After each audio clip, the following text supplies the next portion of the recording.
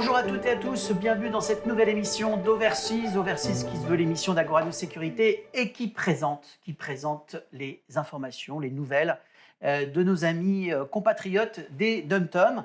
L'année dernière, on recevait Junel Zéphir, qui est le président fondateur de Ranger Sécurité.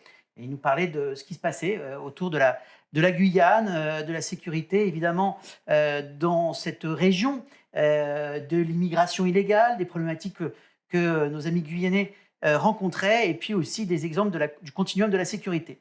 Alors aujourd'hui, un an après votre visite, on va plutôt parler de la crise sanitaire en Guyane. Quelles sont les différences par rapport à la France métropolitaine, le rôle de la sécurité privée dans cette crise sanitaire et sa complémentarité avec la sécurité publique. Enfin, on terminera par l'impact économique global en Guyane et les impacts économiques autour précisément de la sécurité privée en Guyane. Bonjour, on est ravis de vous retrouver un an après la première émission. Donc on vous rappelle, vous êtes donc Junel Zéphir, vous êtes le président fondateur de Ranger Sécurité, qui est une très grande agence de sécurité et de surveillance humaine, notamment qui exerce en Guyane. Alors, première partie, qu'est-ce qu'on peut dire aujourd'hui de cette crise sanitaire? Est-ce qu'elle est apparue en même temps qu'en France métropolitaine? Et est-ce que vous pouvez nous dire quelques dates précises, un petit rétro-planning de ce qui s'est passé donc à partir de mi-mars en Guyane? D'accord. Merci, merci de m'avoir donné l'occasion de venir sur votre plateau. Donc effectivement, la crise sanitaire, même à l'image de la France métropolitaine, on a été impacté en même temps, puisque quand le président de la République a fait l'annonce le 16 mars, donc tout s'est arrêté. Donc économiquement, le confinement a été respecté comme en France, hein. Les Guyanais ont suivi ça. Et après, au déconfinement de la France le 11 mai, nous, en Guyane, on est quand même resté en état d'urgence jusqu'au 31 octobre. Et la crise a fait beaucoup de dégâts au niveau économique. Bon, ça, on va en parler tout à l'heure, mais la première chose qu'on peut peut-être rappeler, c'est que la Guyane, bon, c'est 300 000 habitants dans cette région, et c'est surtout une frontière qui est commune avec le Brésil et avec un président brésilien, Bolsonaro, qui, à un moment donné, décide de laisser un peu le Covid, ou même laisser complètement le Covid à volo au Brésil. Comment ça a été perçu là-bas en Guyane? Est-ce qu'il y a eu une peur de cette arrivée? Est-ce que les frontières ont été bloquées? Comment ça s'est déroulé? La Guyane, c'est la France, donc les mesures de la France sont appliquées, les frontières ont été fermées. Donc il y a eu des patrouilles fluviales qui ont été sur ce qui naviguaient, qui surveillaient effectivement qu'il n'y ait pas de passage entre les deux pays. Mais d'ailleurs, la ville de Saint-Georges, ça a certainement été un cluster, donc vraiment il y a eu un isolement. L'État a vraiment surveillé les choses pour éviter qu'il y ait plus de contamination au niveau de toute la population. Combien de cas il y a eu aujourd'hui, là, à l'heure où on parle, là, le 23 octobre? Il y a combien de cas avérés positifs au Covid? Ben, en Guyane, il y a eu quasiment, je dirais, un quart de la population qui a été testée, avec un peu plus de 70 000 tests réalisés et un peu plus de 10 000 cas positifs. Donc, en termes de décès, nous avons eu malheureusement 69 personnes décédées au jour d'aujourd'hui. C'est tout ce que je peux vous dire à ce Ouais, niveau-là. donc c'est presque même, c'est quasiment 33% de la population, ouais, entendu. Hem, Quel rôle la sécurité privée a joué dans cette crise sanitaire? Puisqu'il y a eu évidemment, comme en France, vous le disiez tout à l'heure, beaucoup, de sites qui ont fermé, mais en même temps, il a fallu, j'imagine, que ce soit dans les milieux hospitaliers, dans la grande distribution, apporter plus de force, Bien sûr. en termes Donc, d'effectifs. Comment les ça agents de s'est passé? sécurité, ils étaient là à l'image des caissiers, des éboueurs, du personnel libéraux.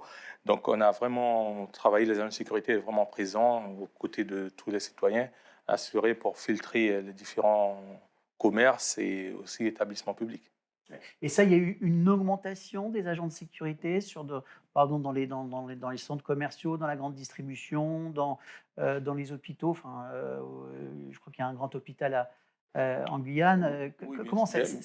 comment ça s'est passé? C'était 24 heures sur 24? Il y avait des sites qui ont fermé. Est-ce qu'ils ont été aussi protégés? Bien sûr, les sites qui ont été fermés, il fallait renforcer la surveillance.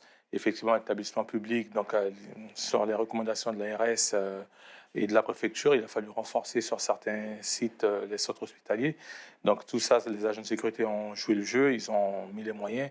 tout en sachant qu'à un certain moment, il y avait pénurie de gel et de masques et tout. Donc il a fallu que les privés se donnent les moyens vraiment pour assurer la sécurité aussi de leurs agents. Alors, on peut dire que c'est comme en France métropolitaine, vous avez au niveau des agents de sécurité, ils étaient en première ligne Tout à pendant fait. cette crise sanitaire enfin le confinement plus exactement, qui a duré beaucoup plus longtemps qu'en France métropolitaine. Bien sûr, parce que, comme dit, quand la France, tout était ouvert, nous, le couvre-feu a toujours été maintenu.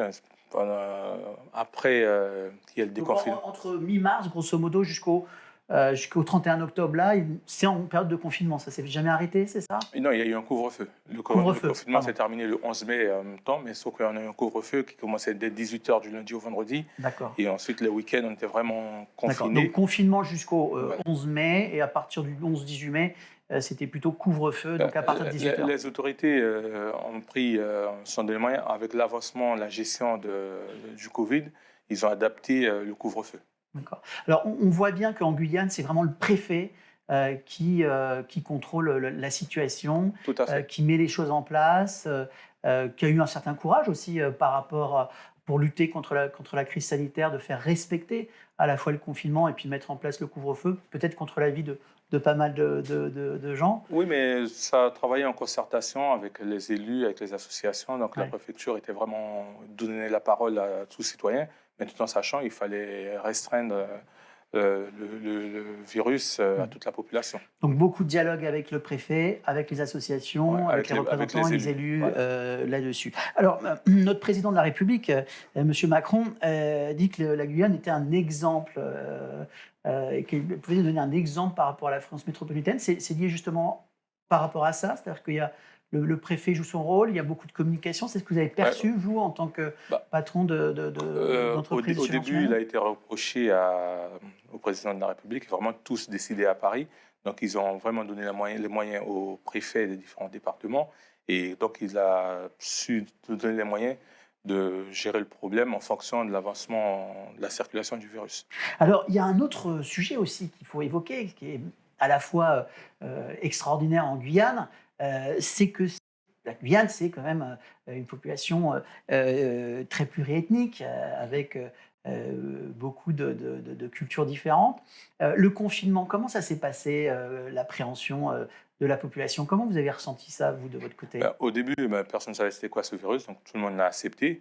Et puis, effectivement, quand il y a le déconfinement, certaines personnes ne pouvaient plus ressentir le moyen de bouger, de circuler, surtout économiquement, toutes les activités n'ont pas repris après le déconfinement. Donc, l'événementiel a été un des secteurs les plus touchés, les salles de sport, de spectacle. Tous ces secteurs d'activité-là sont quand même restés en berne pendant longtemps. D'accord. C'est, au bout de 3 semaines, je crois, ce que vous me disiez, que c'est que les habitants ont commencé un peu peut-être à vouloir un peu sortir. Est-ce que la sécurité privée a joué un rôle là-dessus ou pas vraiment?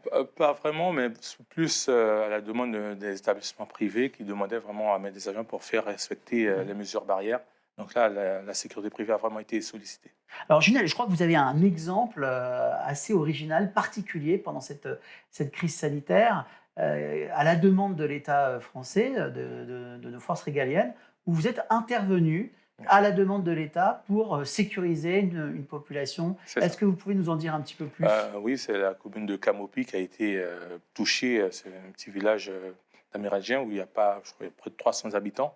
Et effectivement, donc, il y a une partie de la population qui était touchée par le Covid. Donc, j'avais un agent de sécurité dans cette commune-là qui a été réquisitionné par la préfecture justement pour faire en sorte que les populations ne se mélangent pas et qui ont compris, qui l'ont respecté ça pendant quasiment 10 jours.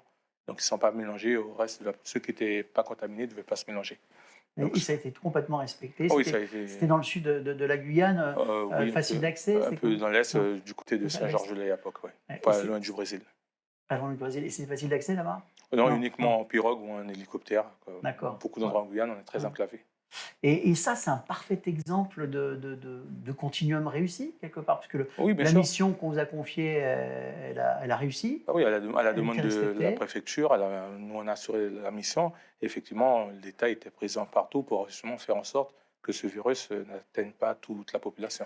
Donc là, on est vraiment dans cet exemple de la sécurité privée qui vient en aide, en support à la demande de la sécurité publique C'est et ça. qui exerce une mission dans laquelle, bien sûr, vous avez été rémunéré.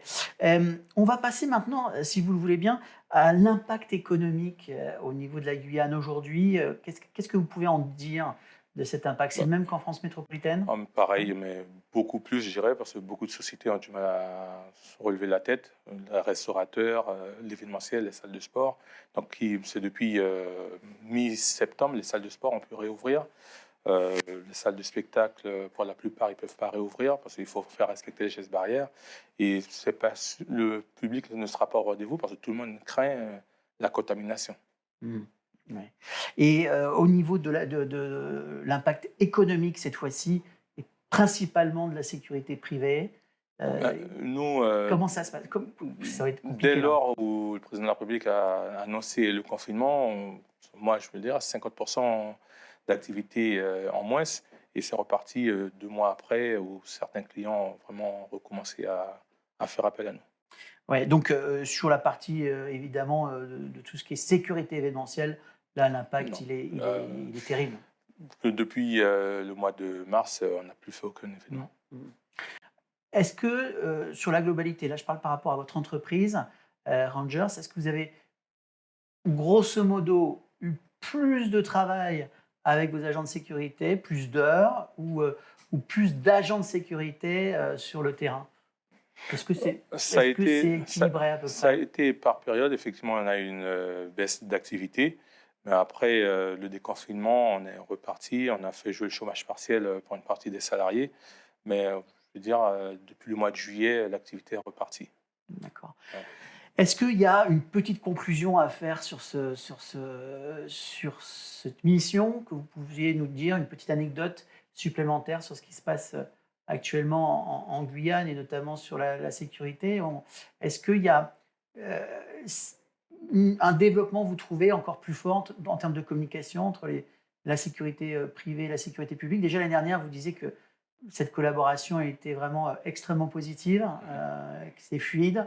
Est-ce que c'est encore le cas? Est-ce que c'est plus le cas? Ou Bah, c'est un peu pareil? effectivement, au niveau de la gestion de cette crise sanitaire où tout le monde craint, parce qu'on n'a pas vraiment de visibilité, parce qu'on attend souvent sur le retour du préfet, du président de la République, pour nous donner les directives, comment avancer dans la gestion de cette crise. Mais nous, en tant qu'entreprise de sécurité, on se donne les moyens surtout de rassurer notre personnel, en leur donnant les moyens et surtout par l'information. Oui.